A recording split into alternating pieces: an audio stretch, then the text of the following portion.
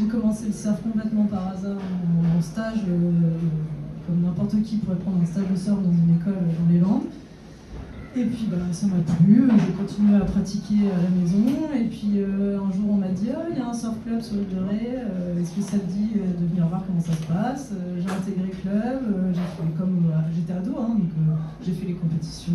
Ensuite je me suis engagée un peu pour aider les moniteurs à donner des cours. Et puis j'ai passé un brevet d'État, etc., etc. Et puis on ouvre les yeux, 17 ans plus tard, je suis toujours là.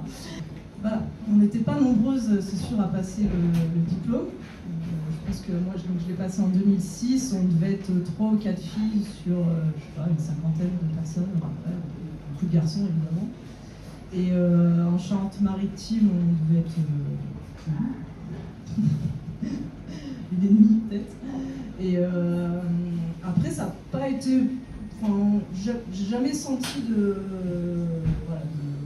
comment dire, pression par rapport au fait que je sois une fille, jamais eu de problème. J'ai toujours été plutôt, au contraire, plutôt coucounée plus que peut-être que. Après, c'est sûr qu'avec certains publics, des fois, c'est un peu plus difficile.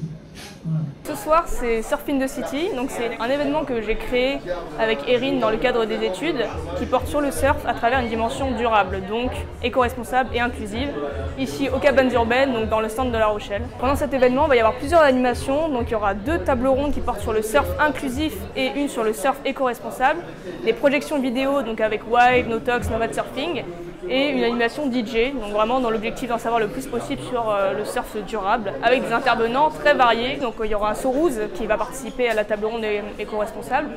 Il y a aussi l'association Boutopia, donc avec Mallory Morin. Et après d'autres intervenants, donc Lucas qui est un surfeur, donc Xavier qui travaille à la Fédération Française de Surf entre autres. Mais je les ai contactés vraiment pour rester sur les axes inclusifs et éco-responsables, donc chacun ait quelque chose à dire en fonction de sa propre expérience. Aujourd'hui, c'est des sujets qu'on ne peut plus ignorer dans tous les cas, qui sont vraiment au cœur des préoccupations de tout le monde. Pour que chacun ait sa place dans la société, c'est important qu'il y ait une ouverture d'esprit de la part de tous. Et après, c'est vrai que personnellement, moi j'avais envie de mettre en avant cette dimension-là, particulièrement dans le côté inclusif, la notion du handicap. Je pense que c'est des choses qui sont encore assez tabous, et pour inclure le plus de personnes dans la société, et notamment à travers le surf, c'est pour ça que j'ai demandé par exemple à Marie ou Liam de venir pour parler du surf adapté, entre autres.